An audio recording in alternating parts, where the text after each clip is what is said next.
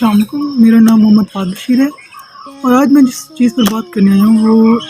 اپنی بک کا ریویو دینے آیا ہوں، جس کا نام ہے نبی کریم صلی اللہ علیہ وسلم کی فوجی حکمت عملی۔ جیسے کہ آپ میرے ہاتھ میں بک دیکھ سکتے ہیں۔ دراصل محمد یاسین مرئی نے مرتب کیا اس کتاب کو۔ یوں تو سیرت نبی کے اوپر بے شمار آج تک لاکھوں کروڑوں کتابیں لکھی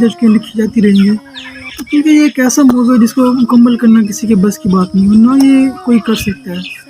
ہر کسی کی ایک کوشش ہوتی ہے کہ ہم مختلف پہلوؤں کو لے کر چل سکیں، اپنے حصے کا حق ادا کر سکیں۔ دراصل اس کتاب کی جو خاص بات وہ یہ ہے کہ ان کی فوجی حکمت عملی کے طور پر، یعنی کہ ایز اے سپہ سالار انہوں نے کس طرح کام کیا اور اس دور کے اندر انہوں نے کیسے کام کیا۔ کیونکہ جب ایک سپہ سالار ہوتا ہے تو وہ صرف اپنی فوج کے لیے نہیں بلکہ پوری اس ٹائم پہ لیڈ کر رہا ہوتا ہے، اس کے ایک چھوٹا سا فیصلہ، اس کے ٹائم پہ کی گئی بات پوری جنگ کا پاسا پلٹ سکتے ہیں۔ تو اس میں اس نے ان باتوں کو لے کر ان چیزوں کو بتایا کہ کس طرح انہوں نے وہاں پہ اس دور میں جنگ کے ساتھ کام کیا، ان کیا حکمت عملی تھی، کیسے انہوں نے پلاننگ کی، اپنے فوجی دستے روانہ کیے۔ اور جب آپ یہ بک پڑھیں گے آپ کو اندازہ ہو جائے گا کہ بھائی اسلام تب بھی آج سے 100 سال پہلے بھی کتنا وسیع تھا۔ جو فن جاسوسی ہے وہ ایک ایسا علم ہے جو کہ کسی بھی جنگ کا پاسا پلٹ سکتا ہے، آپ کو کہیں سے کہیں لے کے جا سکتا ہے۔ دراصل اب ہم بات کرتے ہیں اس کتاب کی طرف۔ اس کتاب کو دراصل 3 مین حصوں میں تقسیم کیا گیا۔ جو پہلا حصہ ہے وہ ہے فلسفہ جہاد، دوسرا آپ وسلم کی فوجی حکمت عملی، تیسرا ان کے انٹیلیجنس یونٹ کے بارے میں بات کرتے ہیں۔ پہلے کے اندر انہوں نے فلسفہ جہاد کے بارے میں بات کی ہے کہ بھئی جو جہاد ہے وہ کیوں فرض کیا گیا، اس کی اہمیت کیا ہے، جہاد کا اصل جو مقصد ہے وہ کیا ہے، اس کے فائدے کیا ہیں، جب جہاد ہم لوگ کرتے ہیں تو کس کن اصولوں کو یا چیزوں کو مد نظر رکھ کے ہم لوگ کرتے ہیں۔ اس پر ساتھ انہوں نے حدیث کے حوالے، آیات کے حوالے سے بتایا گیا کہ مطلب جہاد کے بارے میں جب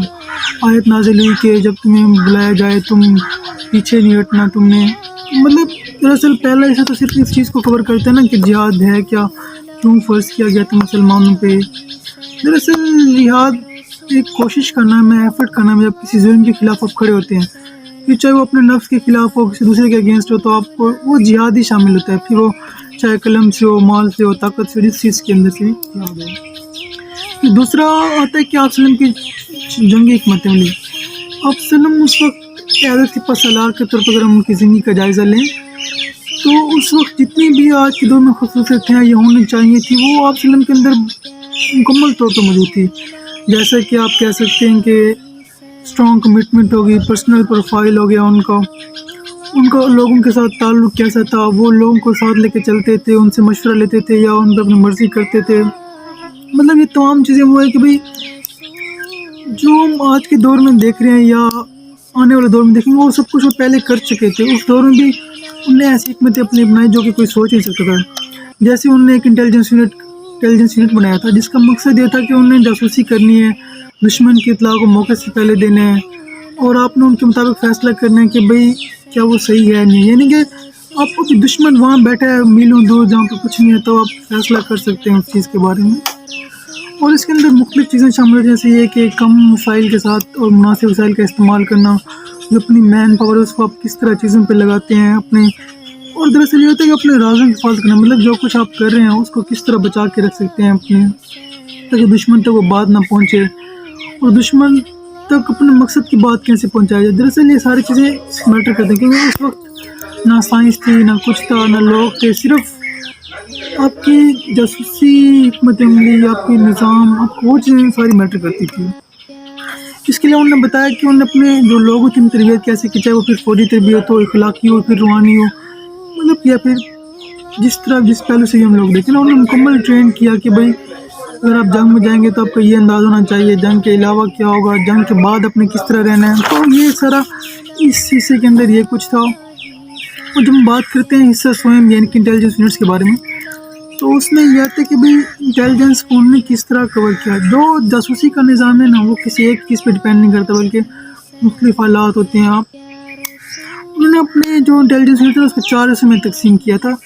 پہلا تھا موبائل انٹیلیجنس یونٹ، جس کا کام یہ تھا کہ اپنا چل پھر کے ہلکے پھلکے انداز دشمن کے علاقے سے اصلاح لینی، اگر تھوڑی بہت لڑائی بھی ہوتی ہے تو وہ لڑائی کو بھی کور کر لیتے تھے۔ ان کی تعداد 100 سے 150 کے قریب تھی. اس کے علاوہ ایک اور کے پاس تھا لڑاکا انٹیلیجنس یونٹ، جس کا مقصد یہ تھا کہ تھوڑے اس میں لڑنے والے لوگ تھے جن کا مقصد ہے کہ اپنے کسی خاص جگہ کو لینا یا وہاں سے لوگوں کو حملہ کر کے ان سے چیزیں نکلوانی ہیں. اس کے علاوہ ان کے پاس ایک تھا حفاظتی انٹیلیجنس یونٹ، جس کا مقصد یہ تھا کہ انہوں نے نا صرف حفاظت کے لیے لوگوں کو، جیسے مطلب کوئی دستہ گیا ہوا اس کی حفاظت کے لیے انہیں پیچھے سے کچھ بھیج دیا. اور آخر میں تھا انٹیلیجنس فورس، جس کا مقصد یہ تھا کہ وہ نا وہاں جا کے اگر دشمن کے دوست سمجھ رہے تھے کہ بھائی ہم آپ کے دوست ہیں، آپ کی ہیلپ کریں گے، لیکن دراصل وہ جاسوسی ہوتے تھے مسلمانوں کے، جو کہ اپنے مقصد کی انفارمیشن لے کر آتے تھے کہ بھئی یہ چیز اس طرح ہے. اور اس کے بعد انہوں نے وہ سب جنگیں بتائی، وہ سریے، وہ غزوات، جس میں انہوں نے وہ سب چیزوں کا استعمال کیا. جیسے اب جنگ بدر کو دیکھ لیں کہ کیسے انہوں نے مطلب سب سے پہلے جگہ کا دیکھا انہوں نے کہ بھئی